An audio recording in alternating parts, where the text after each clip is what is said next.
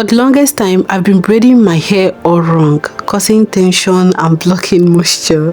Now, I have finally perfected a braiding method that actually allows my hair to grow while it's being tucked away. And I'm calling this method the moisture flow method. Okay guys, so in this video, I'm actually going to show you the braiding secret that finally unlocked my growth and helped me to retain so much length. And as we go along in this video, I am going to also share with you my two main tips or secrets that made my experience this time around to be much more better compared to my previous one. So without further ado, let's get into the video. So here is the truth. Braids are one of the hairstyles that helps our hair to grow. However, if your braids are too tight, they are waterproof. And this means that even when you try to remoisturize by, spraying water, applying products, a good percentage of those products will just sit on top of your hair, causing your hair to die of thirst inside, literally, which now leads to dryness. So now to braid my hair, I make sure to leave enough space. Like if you notice, I am not pulling on my hair. There's no tension from the roots all the way down. And this is how I achieve it. Just take a close look at how I am placing my finger in front of the other, making sure that there is space in between. Okay, I am holding just enough to stay, but not enough to stretch the fibers of my hair. So this method, right, it helps my moisture to sink in when I'm trying to remoisturize. It also helps my hair to breathe. Now take a look at this very one. There is no tension on my scalp all the way down to the length of my hair. Okay, so here let me share the first tip. So the first tip that made the difference for me this time around is parting my hair in medium-sized boxes. Okay, this size of boxes helps me to stay safe because I noticed that damages that occur when the braids are tiny can easily be avoided when the braiding roots medium sizes. Okay, now imagine that the product did not absorb weighing your hair down and the roots are tiny. Just picture how much damage that it is going to just cause on your hair when it is time to take it down. So that is why I prefer to work on a big chunk of braid or boxes.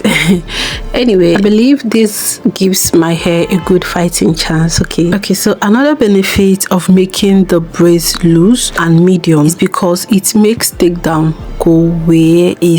Okay, you will not be frustrated when you're taking it down, which will help you to minimize shedding and breakage as much as possible. Because let's be honest, even after you've done everything to maintain your braid, if you are not putting in effort when it is time to take it down, you are really going to lose a lot of hair. There is no two ways about it. And if you're not retaining length when you're taking your hair down, if you're not being careful when you're taking your hair down, all the length that you must have gained will just disappear right in front of you, simply because you were not being gentle, simply because you were in a hurry when you were taking your hair down. And that is why I love my new braiding size, since the idea of making this style is actually to grow my hair. Now nobody tells you this, but your hair is always growing.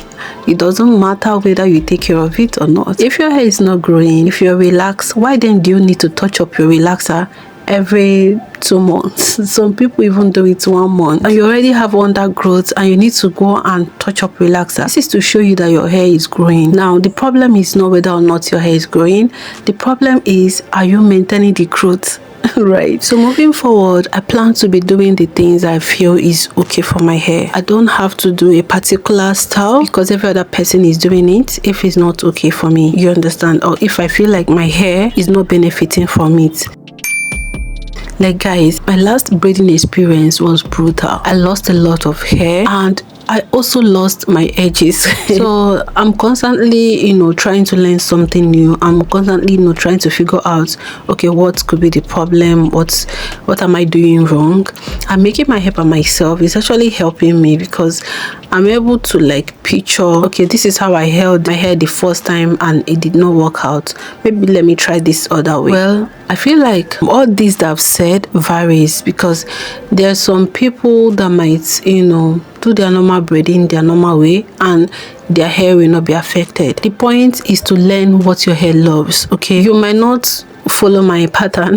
This is my own discovery. If you're doing your hair the normal way, the traditional way, and it is okay for you, like you're not experiencing hair loss, breakage, dryness, especially dryness, then you are good to go. There's no need to want to switch anything up.